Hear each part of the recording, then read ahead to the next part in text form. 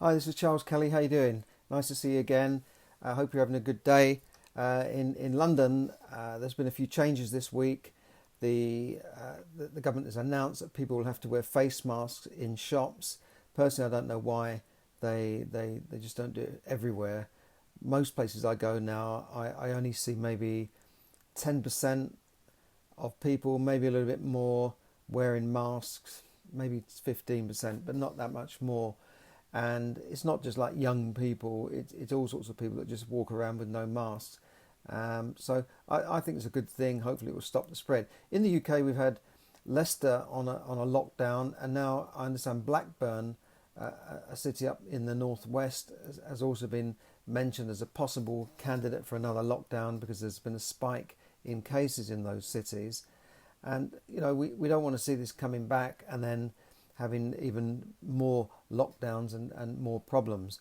Now, this comes as we learned that the economy did grow slightly in May by 1.8%, but it was a lot slower than expected. I think the economists and the government, the Bank of England, were expecting a bigger bounce, maybe 4 or 5%, because there'd been such a depressed few months in February, March, and April. But it only went up by 1.8%. And that's based on figures by the ONS, the Office for National Statistics, so they are official figures. And this comes at a time when the government had started to open up things, or mind you, they hadn't done in May, but at the moment they're starting to open up lots of different types of shops. And most shops now can open. Okay, you can't have your eyebrows plucked or something like that, but most shops can open. Yet not all the shops are open. For instance, sandwich bars, Greg's, I haven't seen them open. I don't know what's going on, because they're just a takeaway sandwich bar. I don't know why they're not open. They could have opened weeks ago. Lots of other shops have only just started to open. I know Starbucks were open for takeaways, but they could have been open for takeaways all through the lockdown, but they were not. And then they opened, but they wouldn't put any seats outside. Now they have put a few seats outside. So I don't know what's going on. I mean, it could be that some of the shops are not open because it's not worth it. Indeed, in the West End, they published figures today saying that the foot flow around the West End and places like Piccadilly was down 75%. I spoke to shops on an anecdotal basis. I spoke to shops local to me, like my favourite fish and chip restaurant. He said, business is down. They're only getting about 25% of business. They've put out a few tables, but it's only a small place. So, if you want this social distancing between tables, you can probably only get about, maybe 10 people in there as opposed to sort of 50 that you had before. So they're finding it really, really tough. And that's why I think a lot of them maybe won't be coming back. Maybe they'll just, close down stores. Like as companies like John Lewis have done, they've just said, well, we're going to close down, I think, 6 or 7 stores, which are big places. They employ thousands and thousands of people. In fact, they're going to be laying off around 5,000 people. And these are not, stores in small towns. These are places like Birmingham, where, it's a massive, big shopping centre, modern, nice shopping centre, actually. And I can't believe they're closing that branch down. So I think, like in America, we're seeing a few stalls along the way. And in America, in fact, California's gone back into lockdown again. So that's a massive setback, because California was one of those states that locked down early and thought they were okay and they were better than some of the southern states and this sort of thing. But now they've had to go open up a lockdown again. So that is a big blow for California there. And California's economy is the size of most countries. There's a statistic that if California was a country, it'd be in the top 20 or 30 in terms of economy. So it's a big economy. And so I think that although things should be opening up, I don't think they're opening up fully. Another report today is that many companies are deciding to close down city centre offices and let people work from home. They've realised that the technology is there to do it, and this virus has been a catalyst to move technology forward at a much faster rate. I mean, you've got everybody using Zoom and programs like that and Team and that sort of thing. And people are thinking, well, do we need an office? There was a lady interviewed on the news today who runs it. She said closing down the central London office saves the company £25,000 a month. So it's incredible. So I think we're going to see more properties coming on the market, maybe that were offices or were small shops, and maybe they will come up for sale, and maybe they could be converted into flats. There could be opportunities around for small developers, particularly with this stamp duty change that the Chancellor brought in last week, and this general build mantra that we keep hearing from the government, and the fact that planning laws could be loosened up a little bit in the autumn. So all this could be good news for property developers if there's still a market there for people to buy properties, because if you've got something like 9 million people out on furlough, and not all of those will come back once the furlough scheme ends, then you've got big problems. If you've got rising unemployment and falling productivity, then you've got problems. And if you develop properties, you've got to have a market to sell them at the end of it. And this is why I think some of the larger developers maybe will be holding back, pulling in the reins. Whoa, let's not release so many properties at once. I know that the government and councils say, oh, these developers, they sit on all this land, they don't develop it, or they get planning permission and they don't build. And the government's all about forcing developers to build. But developers can only build what they can sell. There's no point in building on every bit of land and then putting thousands of properties on the market which won't sell.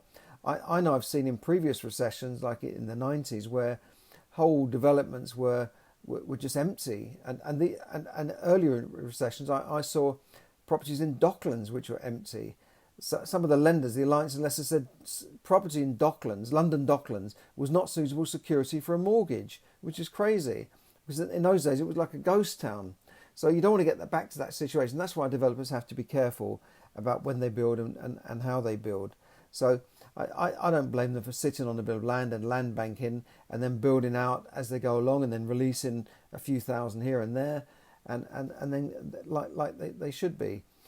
Another report today stated that if you're in a new housing estate, that the land that you thought was yours may not be yours, and this comes about where a body called Housing England has actually been writing to people in some areas of the country, like Worcester, for instance, and writing to people saying, we own this bit of land, do you want to buy it? And the people are saying, well, hold on a second, that bit of land is in my front driveway, how could you own it? But apparently there's been a massive cock-up in some of these estates. The land has been released to developers, but not all of it has been bought, and there's little slithers of land and little sections, little parcels here and there. It could be a strip of land that runs along the back of your garden fence, and the Housing England is saying, well, would you like to buy this? And if you don't buy it, well, maybe someone else will buy it, and that somebody else could be a telecoms company, might put a mast up on it. So just check that. And these are people that had land registry searches done when they bought the property, sometimes 20 years ago. And now a new land registry search has been produced, showing that they don't own all of the land around the boundaries of their house. And sometimes land owned by this government body or Quango has actually intrudes onto people's driveway. One guy had a bit of land where this strip of land went right across his front drive, so he had to then buy it from the Quango at a cost of £750, as it would have cost him more to fight it than just buy it. So just be careful there. Now, the other big announcement today is that the government, the Minister Oliver Dowden, said that under a new bill, UK mobile phone providers will be banned from buying new Huawei 5G equipment after this year, after the 31st of December, and they'll have to remove all of the Chinese firms' 5G equipment by 2027. This comes as a major turnaround because everything was going towards Huawei, and now they've just completely reversed this decision under a lot of pressure from backbench MPs, and also in light of the American sanctions against Huawei, and they're kind of using that as an excuse, but really they don't want Chinese firms spying on the UK. And we've got a massive spat going on at the moment with China over the Hong Kong people, that China has gone back on its agreement to allow certain freedoms in Hong Kong. And in fact, Britain has offered up to 3 million people who hold British overseas national passports refuge in this country. And it's possible that 200,000 or 300,000 Hong Kong residents could come to live in the UK. They might say, why are they offering all this refuge? Well, okay, officially they are British overseas nationals passport holders, but they should really be full British passport holders because it was a British territory. But they changed the rules, they sort of twisted the rules when it was handed over in the 90s. And a lot of Hong Kong people said, well sod it, we're going to go to Canada, we're going to go to Australia. And I think now Britain is saying, oh, come to us. And Australia actually say, yeah, come to us, come to us. I mean, Australia is a country, this is the way they treat their refugees. They put them on an island off of Australia so they don't land on Australian soil, and they put them on a sort of penal colony off the coast of Australia until they either rot or go home. And it's quite strange that Australia's a country that started off as a penal colony. Now they've got a penal colony there, or it's kind of a penal colony just for refugees. But when it comes to Hong Kong people, they're saying, yeah, come in. And we're saying the same thing. Why? Because Hong Kong citizens generally are affluent, they're educated, they've got money, and everybody wants them all of a sudden, apart from China, I think. But there's going to be a few more problems there, and I think we are going to see, I mean, the Chinese ambassador openly threatened Britain, said, don't interfere with our affairs. If we want to be friends, but if you don't want to be friends with us, then you will have to suffer the consequences, or words to that effect, which is outrageous. They should just shut the embassy down and kick him out. But there you go. So that's happened today, finally, and I'm actually pleased about it. I think we were too much in bed with China. We're too reliant and dependent on China. Can you imagine a situation where if you get into an argument with China, they could almost kind of switch off your mobile telecoms capability, or they could restrict your internet? It's frightening, actually, what they could do. And in fact, if you look at what they're doing in the South Sea, the South China South Sea, is that they're just running military operations there. They put islands there with military bases. They put man-made islands in the sea with military bases. They've taken over land from the Philippines, land from Vietnam as well, and they're just marauding around that area like they own the whole of the South China Sea, which has never been the case. So things are going to come to a head. In fact, the only leader that's really standing up to them is Donald Trump. And like him or hate him, he has at least stood up to China. And now other leaders around the world are starting to wake up to China, European Union as well. So we'll have to see what happens there. Economically, I think these kind of trade wars could cause a problem. They could cause a market slump. And I don't think we're out of the woods yet, although the markets have gone up again since the lows of March. And some of the markets in America are almost back up to where they were in January, which was an all-time high, like the Nasdaq. I don't think we're out of the woods yet. I think there's still problems to come. And, we saw today that JP Morgan Chase has written off about 28 billion in possible bad debt loans. So, that's a sign that maybe there's going to be a lot more of that to come. I just feel that we hadn't really got over completely the last recession, and then we're into another one now with COVID-19 still not over yet. Whatever this virus is, it's still not over. And, we've got all this unemployment going on. In America, unemployment is approaching, I think, 50 million, which is like depression level. And the government keep just pouring money into the problem. But that money is just printed money, really. It's just printed money out of thin air. And that will, first of all, devalue the currency.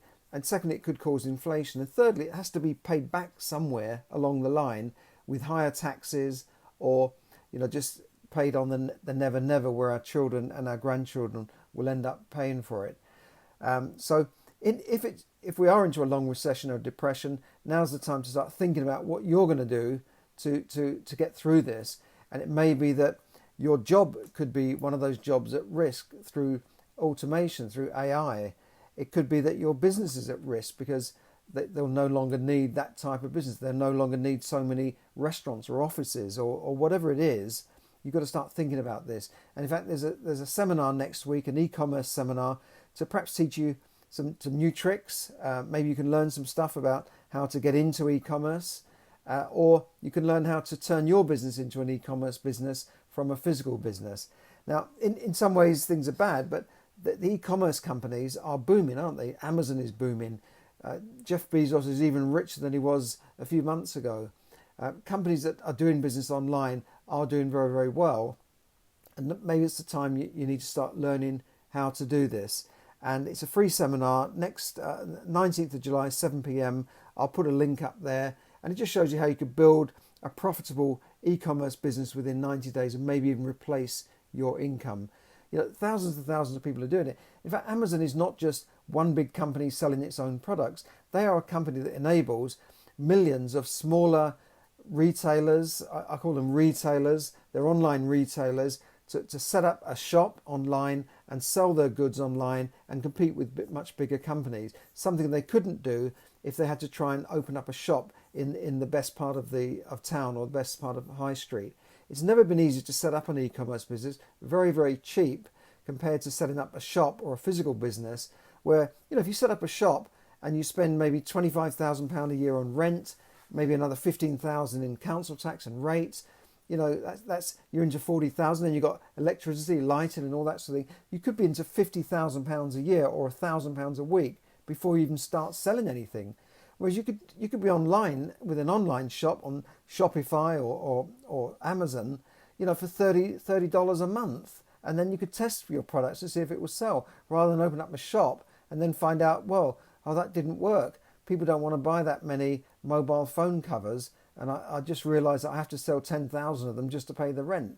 Well, you should have thought about that before, or maybe you should have been doing it online, or start off maybe doing it from a market stall instead of committing to maybe a 5 or a 10-year lease on a shop, which is just crazy. I think, if you sign a lease on a shop or an office or a long lease, then you're tying a noose around your neck that one day could come back to hang you if your business goes down and the landlord says, I don't care about your business, I want my rent, otherwise I'm taking you to court and bankrupting you because you signed a personal guarantee. So just be careful of that. Have a look at the e-commerce cash flow and see what you think for yourself. It's a free seminar, you've got nothing to lose really. Obviously at the end of it, they're probably going to say,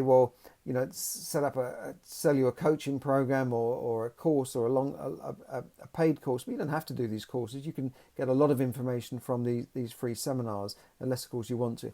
So thanks for listening, and thanks for joining me. Demi there from Switzerland, Monica, I hope you're doing well. Vix, how you doing? And everyone that tunes in on Facebook, I always welcome your comments, and just keep watching, keep putting those comments and liking my post. Thanks very much. Have a great evening, and bye for now. Thanks for listening. Bye for now.